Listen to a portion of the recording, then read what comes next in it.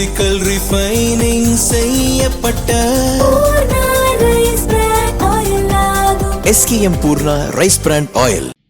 தமிழக ரேஷன் கடைகளில் 2.25 கோடி கார்டுதாரர்களுக்கு இலவசமாக அரிசி வழங்கப்படுகிறது.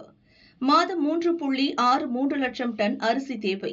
வாணிபக் கழகம் இதில் 2.05 லட்சம் டன்னை இலவசமாகவும் 92,000 டன் அரிசி கிலோ 8 ரூபாய் விலையில் மத்திய அரசும் வழங்குகிறது. மீதி அரிசியை தமிழக அரசு கிலோ 22 ரூபாய்க்கு வாங்குகிறது. இந்திய உணவு கழகத்திடமிருந்து வரும் அரிசி தமிழக நுகர்பொருள் வாணிபக் கழக கிடங்குகளில் இருப்பு வைக்கப்படும். அங்கிருந்து கூட்டுறவு சங்கங்கள் மூலம் ரேஷன் கடைகளுக்கு லாரிகளில் அனுப்புகிறது. 50 கிலோ சாக்குப்பையில் அரிசி அனுப்பப்படும். சாக்குப்பை எடையுடன் சேர்த்து அரிசி மூட்டை 50 கிலோ 650 கிராம் இருக்க வேண்டும். ஆனால் ஒவ்வொரு கடைக்கும் ஒரு மூட்டையில் 1 முதல் 3 கிலோ வரை எடை குறைவாகவே அனுப்பப்படுவதாக புகார்கள் எழுகின்றன.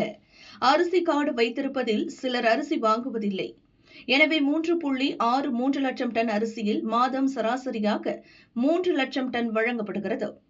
ஒரு மூட்டைக்கு சராசரியாக 1 கிலோ குறைவாக இருப்பதாக வைத்துக் கொண்டால் 60 டன் கிலோ அரிசி குறைகிறது. 1 கிலோ அரிசியின் வெளிச்சந்தை விலை 40 ரூபாய்.